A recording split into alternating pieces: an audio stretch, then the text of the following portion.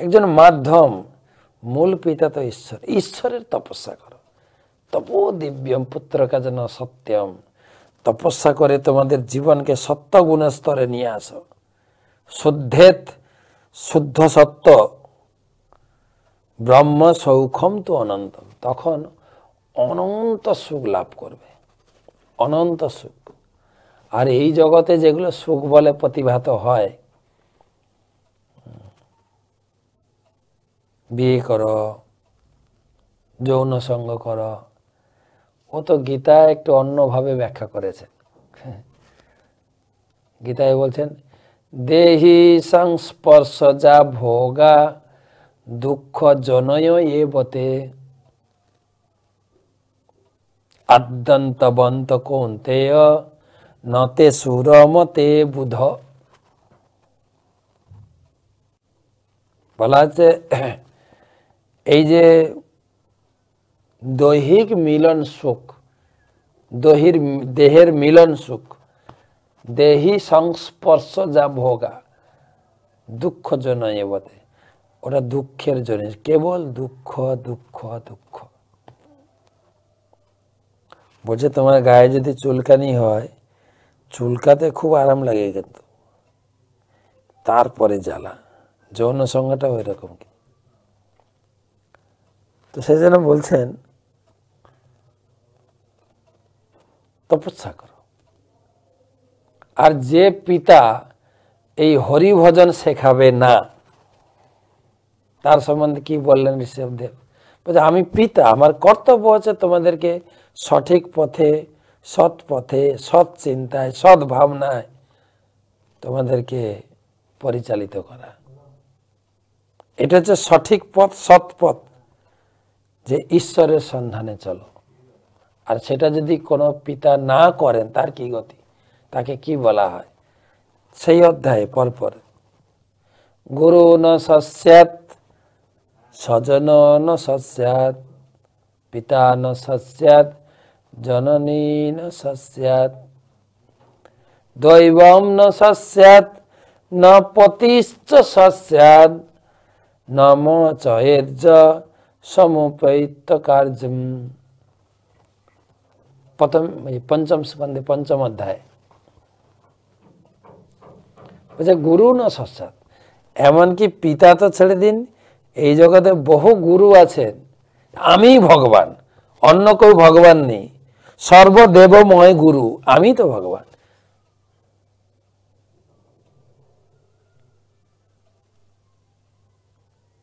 আর পিতা মাতা বলে, আরে আমরা জন্ম দিয়েছি, আমার থেকে শ্রেষ্ঠ কে আছে? পিতা স্বর্গ, পিতা ধর্ম, পিতা হি পরমম তপ, পিতরি পিতৃমা পন্নে প্রিয়ন্তে সর্বদেবতা, জননী জন্মভূমি স্বর্গাদপি করিয়েছি। আরে পিতা মাতার থেকে বড় কেউ নেই না, ওইরকম না। বলছে গুরু যদি, সে যত বড় পাওয়ারফুল গুরু হোক, সে যদি হরি ভজন না শেখায়, গুরুর কাজ হচ্ছে শিষ্যকে ভগবত সেবায় অর্পণ করা। সেই কাজটা যদি ও না করে, গুরু ন সস্যাৎ স্বজন ন সস্যাৎ, আত্মীয় স্বজন যদি হরি ভজনে না সাহায্য করে, বাধা দেয়, এই ছাড়ো, ওসব কিছু করতে হবে না, অনেক উল্টো পাল্টা সিদ্ধান্ত দিয়ে তাকে ভক্তি পথ থেকে বিচ্যুত করা, একাদশী করতে নেই। বহু লোক আমাকে প্রশ্ন করে, মহারাজ আমি শুনছি নাকি বিধবারা একাদশী করে। কোন একজন মহিলা একাদশী করছিলেন, তার স্বামী মারা গেছে। বললাম না একাদশী করছে বলে তোমার স্বামী মারা গেলে একাদশী সধবারা করে না, বিধবারা করে। কোথায় লেখা আছে? শাস্ত্র বিরুদ্ধ কথা বলেন কেন? কে বলেছে আমাকে, আপনাকে এই অধিকার কে দিয়েছে? শাস্ত্র লিখে আছে 8 বছর থেকে 80 বছর পর্যন্ত প্রত্যেক ব্যক্তি একাদশী করবেন। হরিভজনে পারলে সাহায্য করুন, হরিভজন থেকে বিচ্যুত করবেন না, নরকে চলে যাবেন। যে আপনি যাবেন আর যাকে করছেন সেও যাবে। যেহেতু আমি করি না, আচ্ছা যত লোকের স্বামী মারা যাচ্ছে সবাই কি একাদশী করছে নাকি? খুঁজে দেখুন না।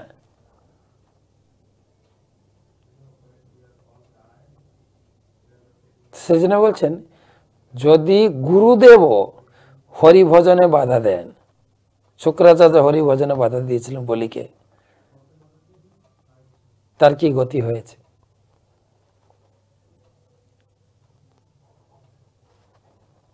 আমরা নবম স্কন্ধে গেলে পাবো বলি প্রসঙ্গ। তো গুরু ন সাক্ষাৎ, গুরুদেব তিনি প্রচার করতে এসে মন্দিরে উনি বসে গেছেন, ভগবান গেছেন সরে, আমি সর্বদেবময় গুরু, আমাকে পূজা করলে আমি তো ঈশ্বর, আমি পূর্ণ ব্রহ্ম। নরকে যাবে, নরকে। গুরু ন সাক্ষাৎ স্বজন ন সৎ, আত্মীয় স্বজন যখন বাধা দেয়, কারোর বাড়িতে যদি কোনো ছেলে মেয়ে বা বৌমা এই পথে একটু এগিয়ে যায়, পাড়া পড়শি চেপে ধরে। স্বজন ন সাক্ষাৎ, পতিং ন সৎ, পিতা ন সাক্ষাৎ, স্বজন জননী ন সাক্ষাৎ। পিতা যদি হরিভজনে তার পুত্রকে সহযোগিতা না করে, আর জননী ন সাক্ষাৎ, জননী মা যদি হরিভজনে পুত্রকে সহযোগিতা না করে, দৈবম ন সাক্ষাৎ, এমনকি দেবতাও যদি তার ভক্তকে হরিভজন করতে উৎসাহিত না করে। যেরকম আমরা সরস্বতী পূজার সম্পর্কে আমরা কয়েকটা ক্লাস আলোচনা করেছি, যে মা সরস্বতীও তার একদম একান্ত বরপুত্র কেশব কাশ্মীরকেও ভগবানের সেবায় নিবেদন করলেন। দেবতা যদি তার ভক্তকে ভগবানের সেবা না শেখায়, ন পতিশ্চ সাক্ষাৎ, পতি যদি, স্বামী যদি স্ত্রীকে ভগবত ভক্তির পথে পরিচালিত না করে, তাহলে কি সেই পতি পতি নয়, সেই মাতা মাতা নয়, সেই গুরু গুরু নয়, সেই পিতা পিতা নয়, সেই স্বজন স্বজন নয়, সেই দেবতাও নয়।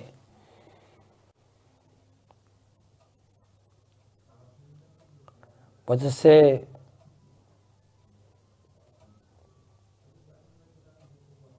সে স্বামী নয়, ন পতিশ্চ সাক্ষাৎ, সে স্বামী নয় যদি তার স্ত্রীকে কৃষ্ণ ভক্তিতে যুক্ত করতে না পারে।